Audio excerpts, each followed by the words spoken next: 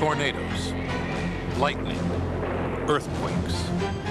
They're forces of destruction on an epic scale. They inspire our fear and fuel our fascination. But only a few dare to get close. We got a hit! Seeking answers and saving lives. These forces strike with blinding speed, with a random fury, and without warning. Oh my God, we're having an earthquake. Wait a minute. Hold on.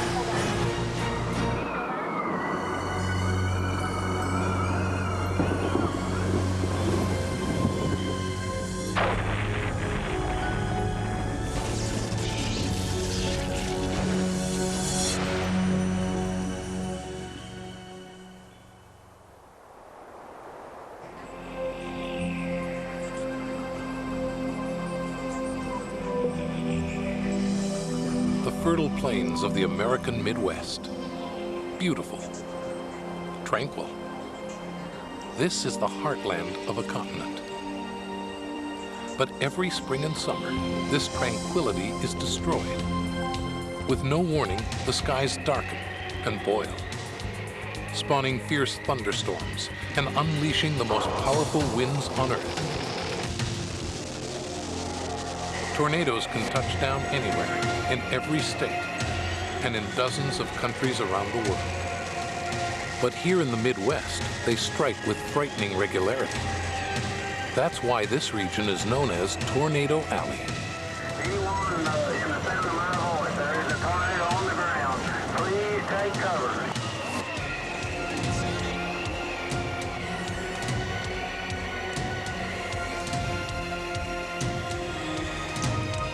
Most people flee tornadoes, but there are some who actually stalk them. In Norman, Oklahoma, at the National Severe Storms Laboratory, scientists are investigating the mysterious alchemy that triggers tornadoes. As part of a project called Vortex, they're deploying portable Doppler radar, capable of peering deep inside a killer storm. Now, teams, do you have an escape off of that in case the storm moves off to the east? For the Doppler radar to work, it must be driven close to the target. The Vortex team rides the edge of danger. Oh yeah, we can confirm that funnel on the radar. Their mission is critical. Pretty hard flanking convection on the south side of that storm. Scientists have only begun to understand their subject. To save lives, they must learn to predict when tornadoes will strike and where. Setting up a dual Doppler type deployment on Highway 60 southwest of Higgins. We copy. We're trying to learn why tornadoes form.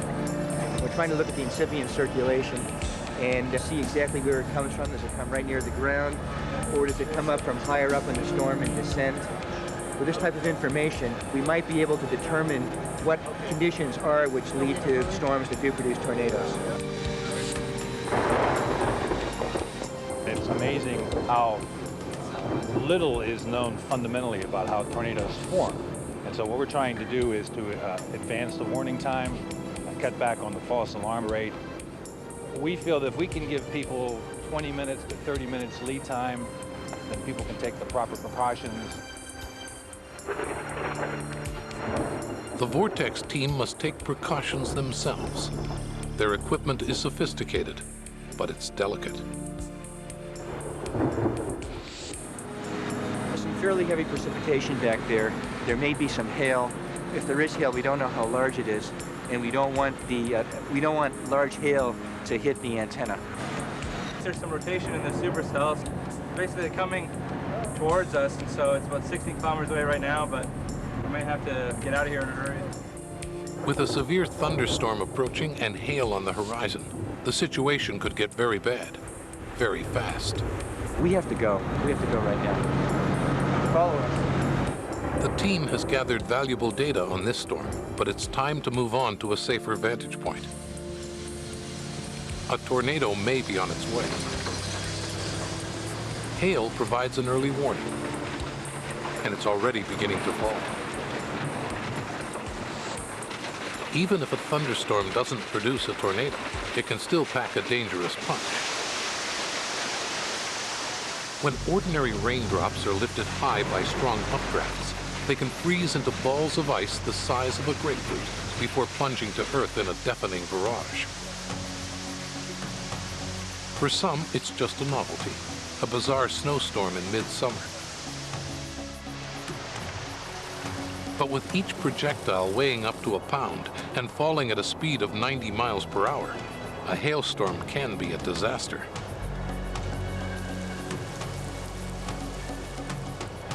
By itself, hail would be destructive enough. But it can also be a sign that a tornado is on its way. That's a familiar fact of life here in Tornado Alley. And when a twister approaches, there's only one means of defense: get out of its way. Everybody down in the basement! Walk down the stairs! At Wakita Elementary School in Oklahoma, the normal routine is broken by a tornado drill. When the siren sounds, the kids head underground. That's the traditional escape route, and it's still the best. Okay, everybody's here. Just wait here until they sound the alarm that it's all clear. They're pretty good about going out and watching and giving as much advance notice as we can get so that we do have time to get the kids down here. Do you guys have places at home that you know if the weather gets bad? My neighbor's house. Okay. Hannah? Hannah's got a basement. They know Where they're supposed to, go so they don't get caught off guard. All across Tornado Alley, homes are equipped with storm cellars.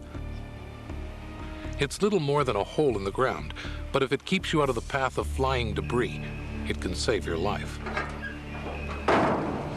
A heavy steel door will usually keep the winds at bay. Tornadoes rarely last more than a few minutes, so you don't need much in the way of supplies. Bottled water, a radio to find out when the threat has passed, some way to get around in the darkness. It's basic, but when a twister sweeps across the plains, a storm cellar can be the key to survival. That was true for the Crockett family of McLean, Texas. Well, this is where our house used to be. This is the second time we blew away right on this location. This is what's left of it. We watched it coming. See those trees way over yonder that was a house where those trees are. We just kept thinking it'd veer off, but it didn't. It just kept coming straight down right through that draw yonder and eventually came over and got us. We latched the door and then I held on to the door. It tried to pick the door up. And then they blew the house away. it was just really this intense roar. You heard glass breaking and extreme winds. We were just praying. You couldn't breathe, and it just, the pressure, it was like your eardrums are gonna blow up. I didn't think we were gonna make it.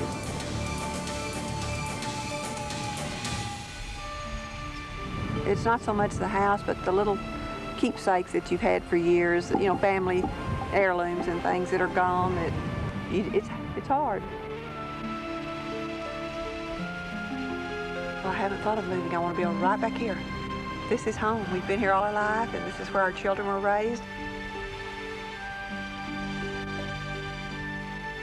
The tornado that destroyed the Crockett's home in June 1995 was just one of several that hit McLean and the surrounding area that day. This one was captured on video by another eyewitness. Unlike the Crockett's, he had actually gone out looking for a tornado. He's a storm chaser named Tim Marshall. It was mesmerizing at first. We were trying to gauge which direction it was going to go, but the tornado just kept on getting bigger and bigger and bigger. And I got to think to myself, well, is the tornado actually getting bigger and bigger and bigger, or is it coming at us? Well, it was the latter. The tornado was coming at us. So we watched it for a little while. I think it watched us for a little while, and then all of a sudden it decided to lunge at us. And we had to flee. And the whole world was turning. I mean, the whole sky above us was just turning right around. In that instance, the chasers became the chasees. I feel a tornado is a living thing. It seems to know that we're there. Had we stayed where we were, we would have been right in the tornado path. Tim and his partner Carson Eads are part of an army of storm chasers that invades Tornado Alley every spring. Their van is equipped with the latest in weather watching gadgetry. But for Tim, a trained meteorologist, the best clues are often found simply by looking up. The sky is like a book to me. You read it every day. It's telling me right now, for example, it's very hot, it's muggy, we got winds coming out of the south, we got low-level clouds here, that's moisture. These clouds are fuel for this afternoon's thunderstorms. Predicting where a tornado will come down takes knowledge and experience, as well as luck. What's happening right now is that there's a dry capping inversion holding it on down. It's being heated from below like a pressure cooker, and eventually it's going to explode. And when it explodes, that's when your supercell storms form. We have a very large tower going on up now. We can make out some sort of a cirrus anvil up there. And we're on an angle right now to intercept the back part of the storm. That's where tornadoes develop. It kind of tightens up as it gets undercut by rain and precip. Tornadoes can strike any time, but late spring and early summer are the high season for storm chasing. That's when Tornado Alley becomes the ideal breeding ground for severe weather. It's spawned by the collision of opposites. Dry, cool air blowing in from the west meets warm, moist air from the Gulf of Mexico. The warm air is lifted to form a giant thunderstorm called a supercell. In the lower part of the storm, fast winds meet slower winds, creating a spinning tube of air that'll give the twister its twist. If the tube is lifted by a warm updraft, the funnel goes vertical, and a tornado is born.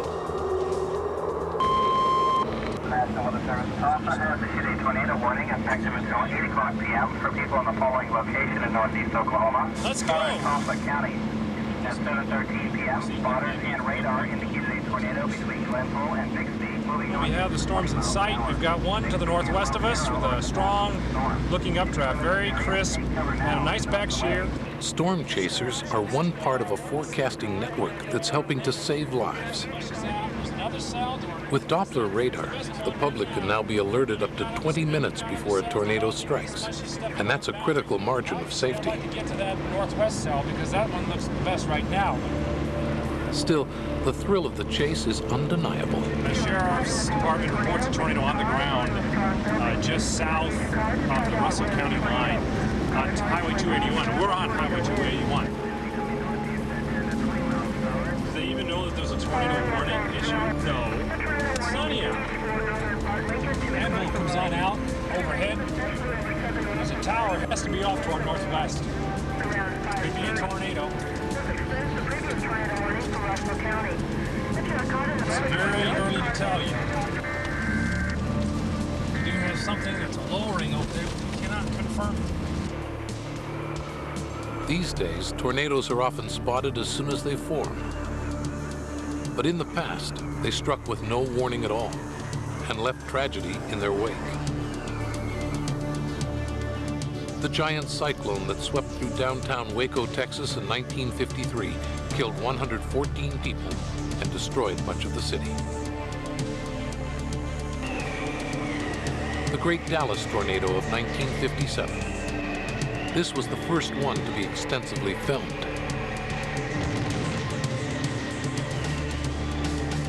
As often as these killers have struck, few people have ever gotten a really close look at one and survived. Incredibly, one man found himself inside a tornado funnel and lived to tell about it. He was Roy Hall. His widow vividly recalls that day in May 1948. It was a windy, windy day all day long. It kept getting darker and darker. My husband said, there has to be a tornado. He stayed out on the lawn with his camera, and suddenly big hail the size of grapefruit started falling. He came on through the house. He was going to the back room where we were, and it knocked him down. He was lying on his back. Suddenly, the house was gone, and he looked up right into the eye of the tornado. Hall's vision comes alive in his own words. Something had billowed down from above. It was the lower end of the funnel. I was looking at its inside. The funnel extended upward for over 1,000 feet, swaying and bending. It seemed to be partly filled with a bright cloud which shimmered like a fluorescent light. Miraculously, Roy Hall and his family survived their encounter with the tornado. No doubt many chasers like Tim Marshall would love to see what Roy Hall saw. But most do their spotting from a safer distance. Tornado on the ground. Tornado on the ground. Confirmed on the tornado. Hey, tornado for sure. It's beautiful, gorgeous tornado. That's a Kansas tornado for you. A huge thunderstorm like this one could spawn more tornadoes, so the chase isn't over yet.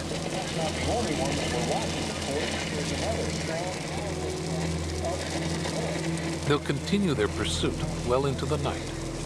How far we can get. We may not be able to get very far. Mother Nature may tell us that we're not supposed to go any further. Get up underneath there. As they arrive in Arkansas City, Kansas, they hear a chilling sound.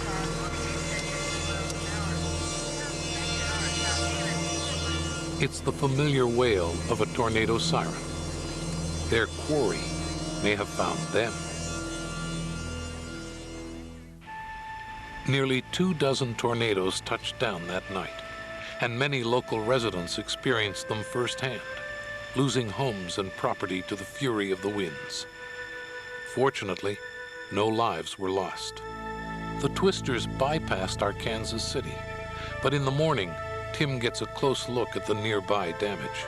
Well, we've got a destroyed house here. They took out a barn here, took the sheet metal out across the road. Look at all the flying debris around here. The flying debris is just gone for miles here. This is what's such a killer on tornadoes. In fact, over 70% of fatalities in tornadoes are because of flying debris hitting people. With the storm season at its height, there's no time to linger. Another twister could be spinning down the next road. We've got a funnel that's about 15 to 20 miles southwest of us right here. Way up. Yeah. Carson, I gotta get closer. The biggest thing I've learned is Mother Nature is very fickle, and the first rule is there's no rules. I wish there could be tornadoes without causing the damage. But the reality is more often a nightmare. 500 miles across the Texas plains, near the little town of Jarrow, a monster is springing to life. Even from outer space, it's an awesome sight. Like many twisters, it begins as a slim funnel, growing wider and stronger until it becomes a giant. Tornadoes are measured on a scale based on wind speed and destructive power. The one that hits Jarrow is near the top of the scale, an F5 with winds over 260 miles per hour.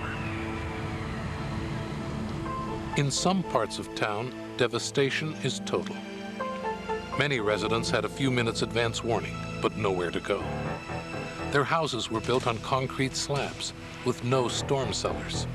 The wind simply wiped their homes off the face of the earth. Those who survived the fury of the storm will never forget it. Sounded like the freight train, just like they said.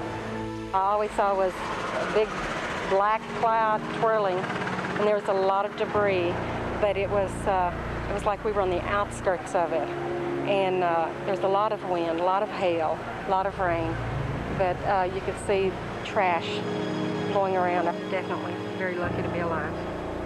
When we were in the closet, I got scared, but when I really was scared is when I went down and saw the devastation it left behind. I've never seen anything so devastating in my life. Families that have been affected here have been severely affected. They're going to need help. This is as bad as it gets for the families that have been affected. This is the worst kind of disaster. Not only do you have property damage, which you have in a lot of disasters and is devastating to families, but some families have lost family members. There have been a lot of injured people. They're still searching the area now, and it's a big area, an awful lot of area that needs to be covered. In the Red Cross shelter, a bulletin board becomes a vital link. For many, it's the only means to contact loved ones. or to find out if they're still alive. The local church serves as another clearinghouse for information. I checked a friend who lives in the area, and I checked this early this morning, and he and his wife, neither one were on the safe list. And so I was just coming back, hoping now that I'm hoping that they are on the list now. But I'm just trying to find out if they're okay.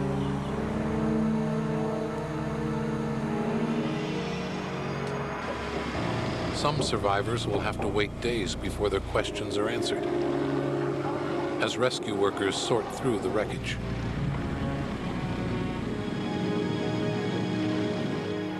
In the meantime, for others, the waiting is over. They're on the safe list, so that was real good to know. Like I said, it was 8 o'clock this morning when I first checked, and they were not, so I've been waiting all day, and it's good to know they're okay. The final death toll in Jarrell is 27. It's the nation's most lethal tornado of the year. To compound the tragedy, this is the second time in less than a decade that Jarrell has been flattened by a twister. And it's certain that more are on the way. It's just part of life in Tornado Alley.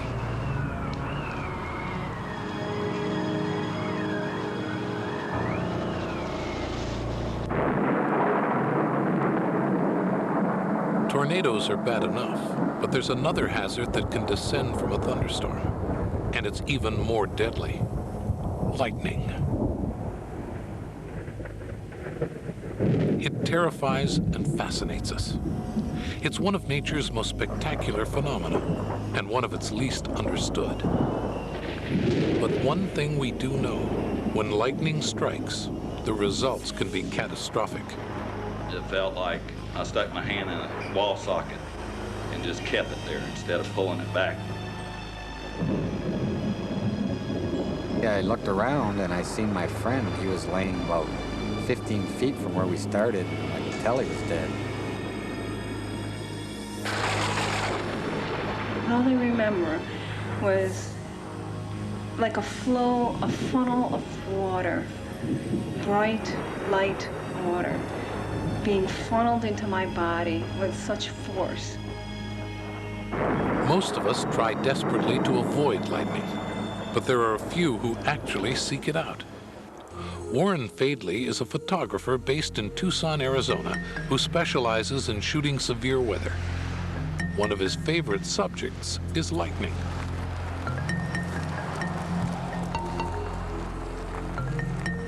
Well, the nice thing right now is it's getting to that time of the day what we call beauty light. And fortunately, there's some thunderheads going off in the distance here that are in a perfect position once the sun breaks through. And the light dim's a little bit more able to shoot them. But tonight looks pretty good right now, and if everything holds together, hopefully we get some good shots. The most commonly asked question is, why do I do this? And it's really no different than other types of journalistic pursuit. Some people specialize in war, some people specialize in sports. I just happen to specialize in weather because it encompasses so many of the things I enjoy. It's adventurous, it's a challenge photographically, there's some element of danger. It's you against the storm to get the right picture at the right time. It's something that's irresistible. Finding a thunderstorm in Arizona during late summer is pretty easy, but catching a single bolt of lightning in your lens is another matter. Lightning's different than other types of severe storms because it's almost a visual pursuit. There's not as much science involved in forecasting. Usually what you're doing is going out late in the afternoon and looking for the right storm to go up at the right time, and then trying to get into position to shoot it before the sun goes down. Sometimes even Warren needs a little extra help in locating his quarry. This is John. This is Warren Fadley. How you doing? Oh, pretty good. How you doing? Not too bad. You know, I've noticed there's some storms going up south and west of us, and I wanted to come out and take a quick look if that's all right. That'd be fine. We'll be here waiting for you. This is the home of the National Lightning Detection Network. Inside this building, engineers and scientists are engaged in their own search for lightning. And they have the hardware and expertise to know exactly where it's striking at any given moment. A nationwide system of sensors relays data by satellite to the computers here. and it's displayed within seconds.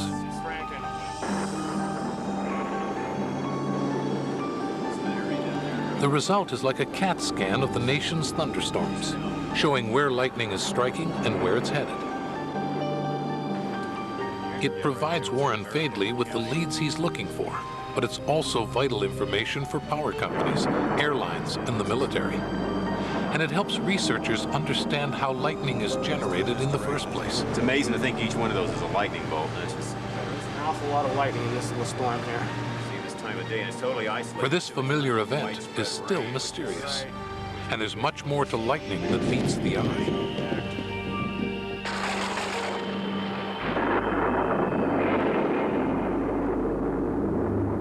During a thunderstorm, opposite electrical charges build up in a cloud and on the ground below. To release the cloud's negative charge, an electrical surge cuts a channel through the air.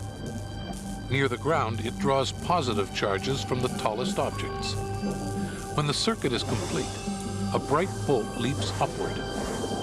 More strokes move up and down the same path, but it all happens so fast our eyes see only a single bright flash. That flash can be 10 miles long and cook the air along its narrow channel to 50,000 degrees Fahrenheit. 5 times hotter than the surface of the sun.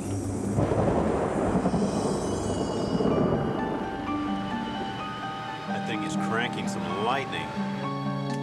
It's an incredibly powerful event, and around the world it happens 100 times every second. That is an amazing... The National Lightning Detection Network can only account for lightning flashes in the U.S. 20 million every year. Now this is how long? Over how much of a period of time? This is the last hour. Wow.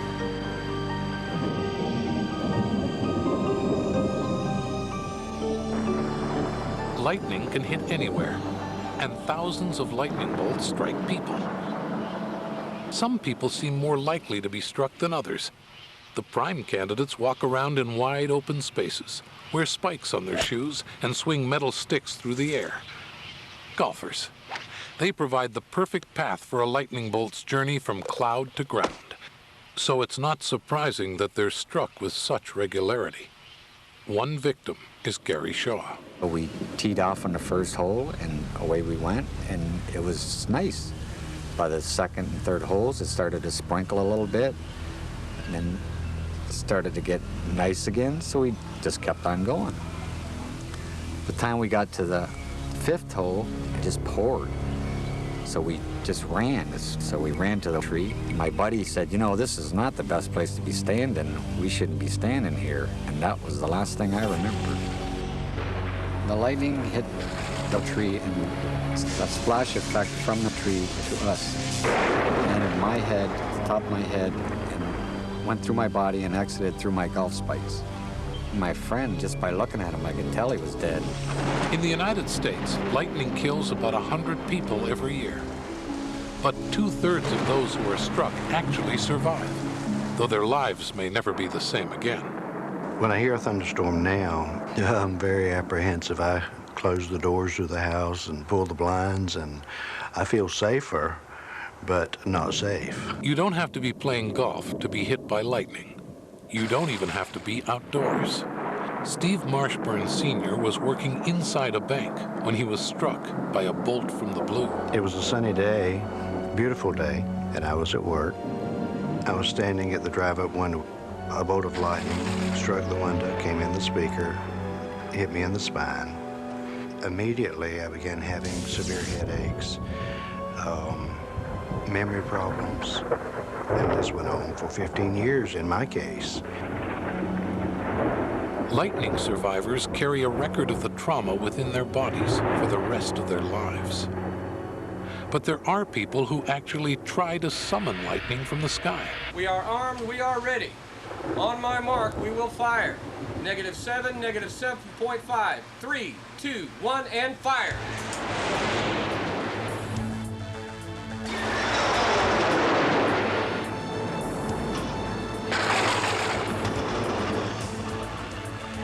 We got it, all right. Good shot. At a National Guard base near Gainesville, Florida, a test facility is designed to trigger artificial lightning strikes. The project director is Dr. Martin Yuma. The way we produce lightning artificially is to fire a rocket trailing a wire attached to the ground up towards the thundercloud. When the rockets get up to 400 or 500 yards, a discharge leaves the top of the rocket and goes to the cloud charge. The wire melts, the path between the cloud charge and the ground is made. And down that path comes bright illuminations, high current pulses, which are just the same as natural lightning. Instead of waiting for a natural lightning bolt to strike, the engineers here can lure a bolt down from a thunderstorm, measuring its force and studying the results. Mock power lines help reveal the effect of electrical surges when lightning strikes. -6 and I'm armed. Videos are on. We're going to fire and on my mark. 3, 2, 1, fire.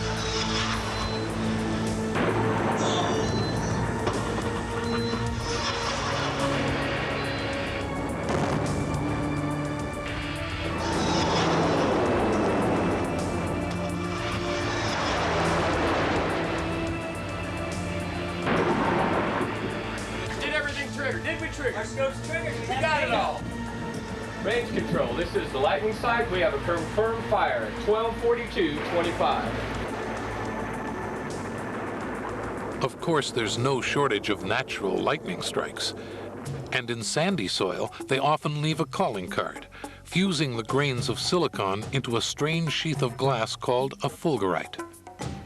It's like frozen lightning, preserving the zigzag pattern of a bolt as it makes its way from sky to ground. The Earth's electrical displays have fascinated man since the dawn of time, but many of their secrets have yet to be revealed. Scientists only recently confirmed the existence of exotic varieties of lightning that flash upward from thunderstorms high into the atmosphere. As colorful as they are fleeting, they've been dubbed blue jets and red sprites.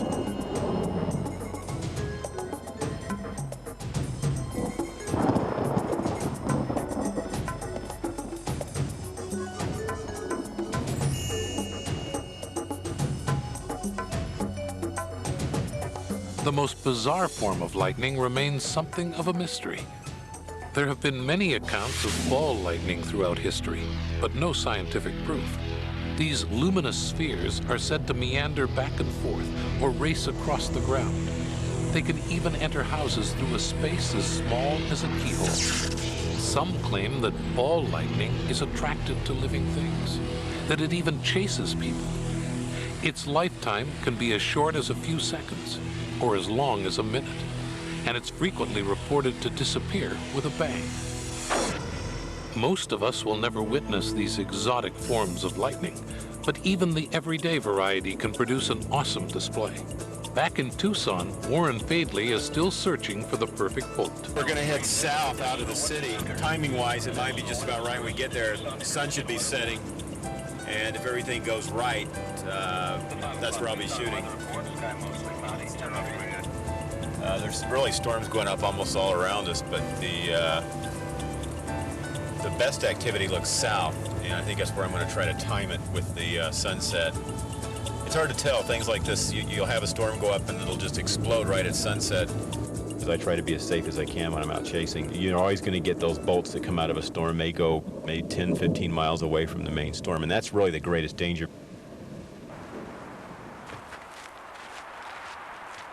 One time I remember I had some tripods set up, and I knew lightning had hit very close to me because there was a bright flash and the immediate thunderclap.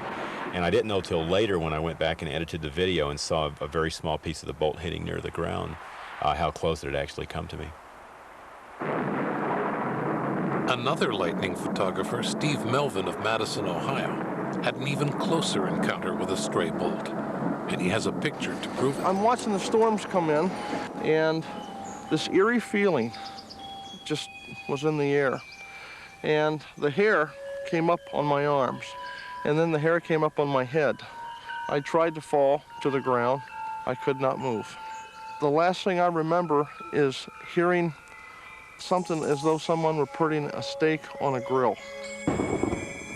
figured, this is it. I'm dead. I'm gone. I grabbed the camera, and the whole front of the camera had melted and run down on the tripod. The last picture this camera took was though a lightning bolt had come down and there was an outline of a person's body, and then the lightning bolt continued into the ground. It's very ethereal in nature. I've sent it all around the world to people, to experts, to lightning people, and no one can absolutely say what it is. I didn't see the lightning bolt that the camera captured. I heard no noise. It was as though I was in what they call the compression chamber. You hear nothing, you see nothing. So the one that's going to get you, you'll never see. And the storm can be 15 miles away and get you and you'll never know it. Warren Fadley is well aware of the risks involved, so he uses a long lens and keeps an eye on the sky. That's exactly what I'm looking for. It's got the rain shafts. I can actually see the lightning coming out of it, even though it's daylight. And it's got some real solid structure. Take a look at it. If this thing holds together, it'll be party time. It's looking absolutely perfect for this time of day. It's about another 45 minutes, an hour, I can start shooting.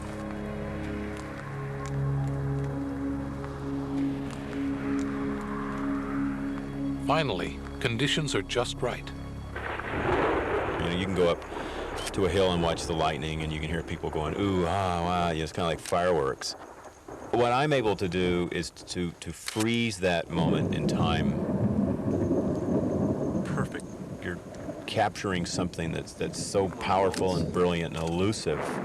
And it's almost like hunting. There's the lightning bolts on the film are the trophies. In a way, you're kind of recording history or science or art, if you want to call it, and putting it on film for everyone to enjoy. The greatest reward with shooting lightning is you've captured something that would have otherwise been lost forever. Preserved on film, lightning certainly possesses a terrifying beauty. It's a compelling reminder that nature's awesome power is uncontrollable and unpredictable. A bolt of lightning flashing randomly from the sky has a subterranean counterpart, the sinkhole, a sudden collapse of the earth that can swallow streets and houses with no apparent rhyme or reason. Sinkholes are created by water. When heavy rain or underground streams percolate through layers of limestone, the bedrock can dissolve, and the stage is set for a disaster. If the fragile crust breaks through, the results can resemble a bomb crater. From Japan to Ukraine to the United States, sinkholes can happen anywhere the ground is porous or water is on the move. They're just another reminder that our world is not as stable or as predictable as we'd like to think. But sinkholes pale in comparison to the most cataclysmic natural disasters of all.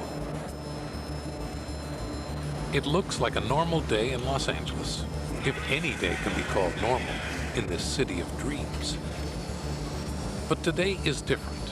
The dream is about to become a nightmare.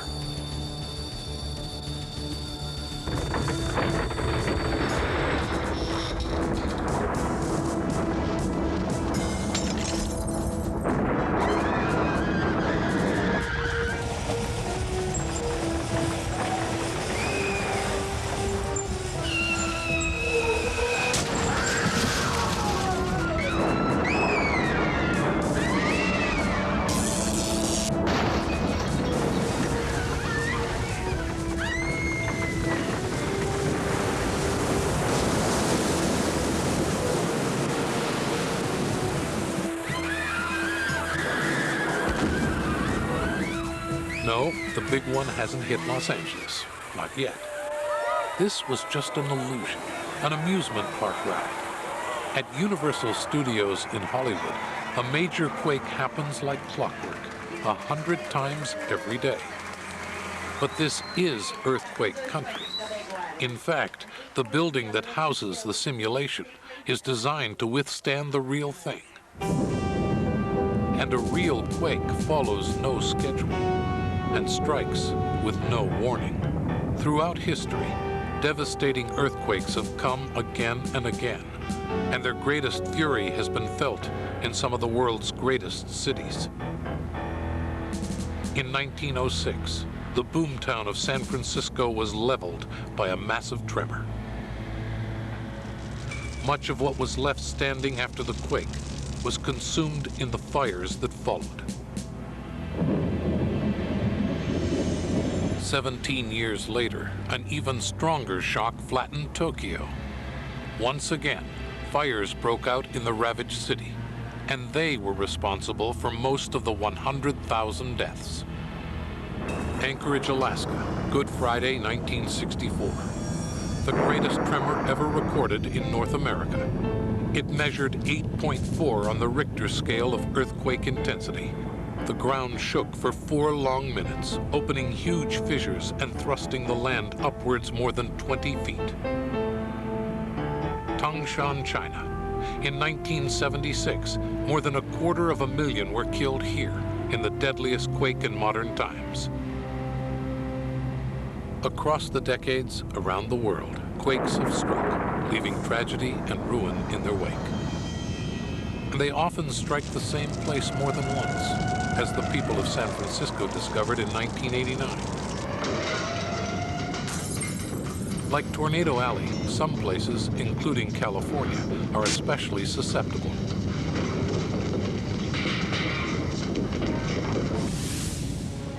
The causes are built into the structure of our planet. The Earth's crust is like a cracked eggshell, composed of nearly 24 plates floating on top of a molten core. They constantly collide, separate, and rub together. Usually the motion is slow and steady, but the edges can snag, causing pressure to build up. When a snag gives way, it can release massive amounts of energy.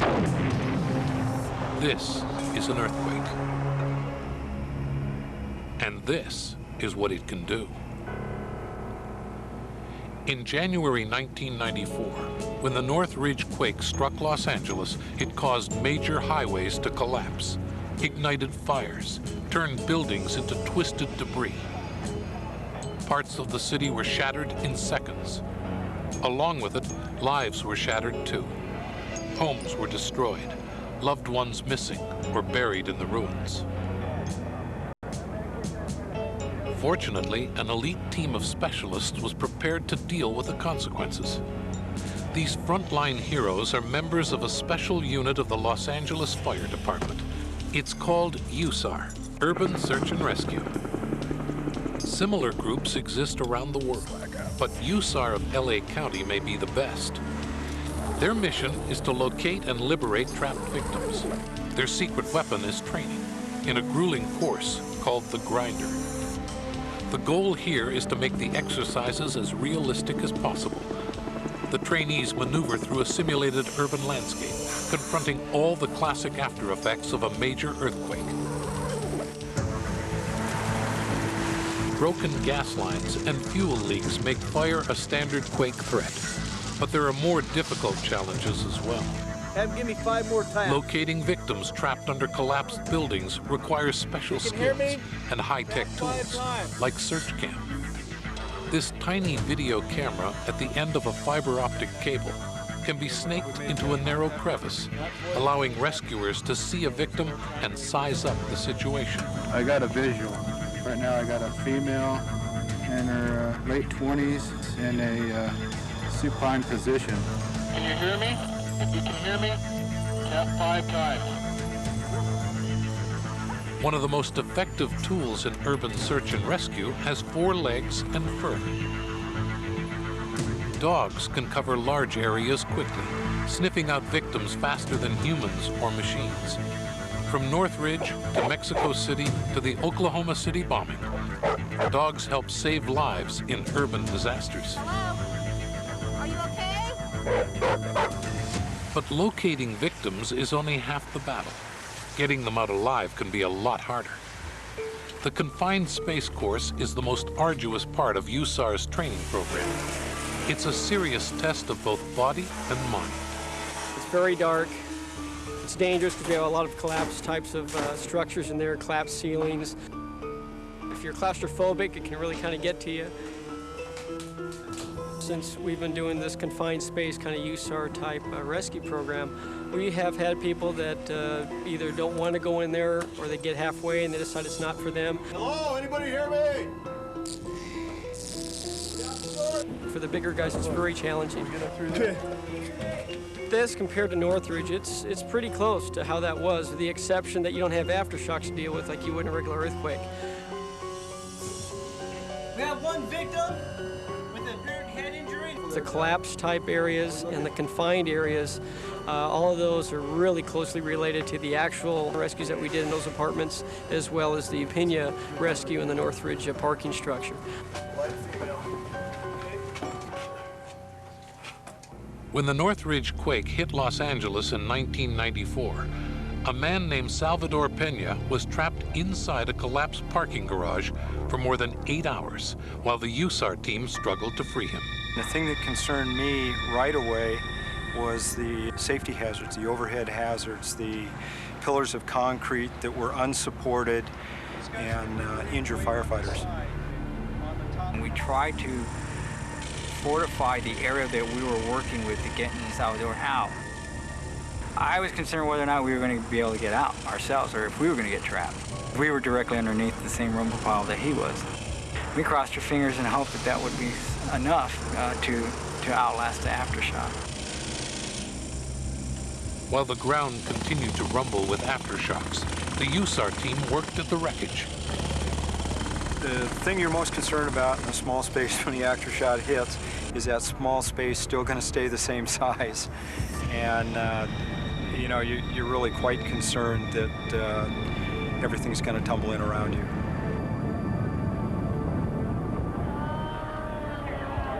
At last, the rescue was complete. Salvador Pena was free. When we finally got him out, it was like we had won a championship game of some sort. We beat the odds that were stacked against us. To see him go to the hospital, still alive after all of that was tremendous, because the probability of him surviving was very, very slim. Pena would recover from his injuries, but USAR's work was far from over. Within the next hour, we transitioned to the Northridge Meadows apartments, which were probably about a half a mile to a mile away. And the outcome was very much different. All of the people that were alive had been rescued before our arrival there, and we had the grim task of body recovery at that point. It's disheartening. It's one of those things that you have to focus in on your task. You try to get the task done as quick as possible, and then you move on. But yeah, it's disheartening to see that. You try not to project too much into it because you're there to do a job. The other thing that we know is that even though we can't help that victim, we're helping the family and the survivors to reach some kind of closure. 16 died in the Northridge Meadows apartments, the greatest single loss of life in the '94 quake. But overall, the death toll, like the earthquake itself, could have been a lot worse. Californians are still waiting for the big one, and they may not have long to wait. Most experts agree that this state is overdue for a massive earthquake. After all, the region is perched atop a spider's web of fault lines, including the huge San Andreas. When it hits this city of 11 million, the quake could produce thousands of collapsed structures and trapped victims. Emergency services would quickly be overwhelmed. That's what happened in Kobe, Japan in 1995. A magnitude 7.2 quake struck before dawn on the morning of January 17th, a year to the day after Northridge.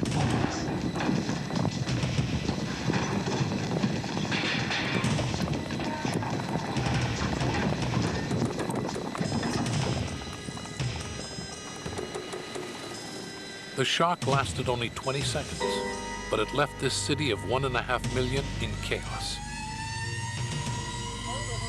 Hardest hit were residential neighborhoods built without adequate reinforcement.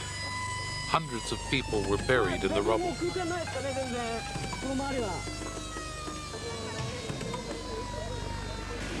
The main elevated highway linking Kobe and Osaka was destroyed. Huge sections buckled. One bus driver found himself staring death in the face.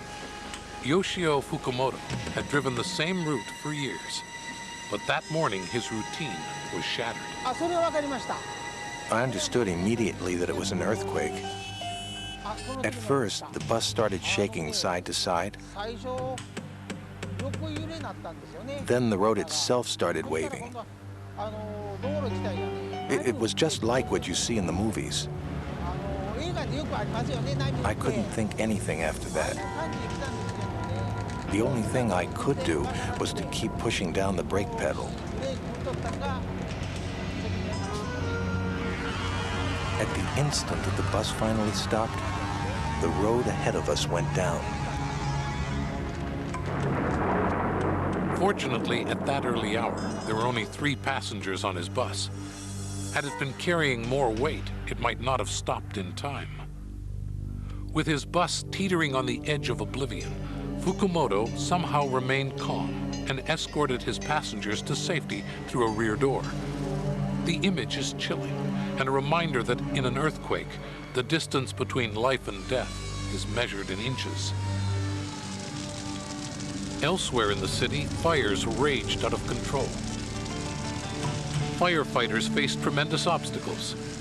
Streets blocked by rubble, water mains damaged, communications knocked out. Training and planning went out the window.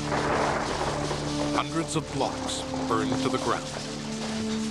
In the end, it would be one of the worst earthquakes ever to hit a modern city and the most expensive natural disaster in history. Kobe would also become something of a test case for quake experts from around the world. We weren't really prepared for what we saw in Kobe. The devastation caused by the fires there was tremendous. A lot of the major modern high-rise buildings were falling into the street. Collapses midway through up the building where they had several floors, in some cases collapsed, flattened down. Within the middle of the building that we call a pancake collapse. Seeing a modern city with modern construction suffer that kind of damage made us really take a second look, knowing that similar things could happen under the right circumstances. Nearly 5,000 died in Kobe.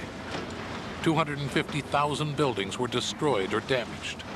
Just cleaning up the rubble would take years. The scale of the devastation here was far worse than in Los Angeles the year before, in spite of the fact that the earthquake-conscious Japanese had designed many of Kobe's newer buildings with quakes in mind. Many of the residents left homeless by the quake still remain in temporary housing, awaiting decisions by the authorities on where and how their city will be reconstructed. It may take even longer to restore people's confidence. It's difficult to recover a sense of normality when familiar surroundings are reduced to rubble.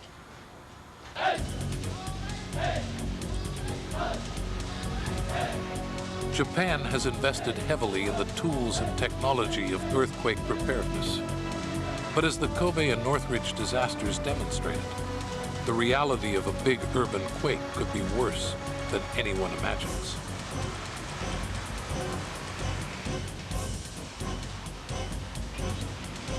People in Japan and California are accustomed to earthquakes and braced for the inevitable.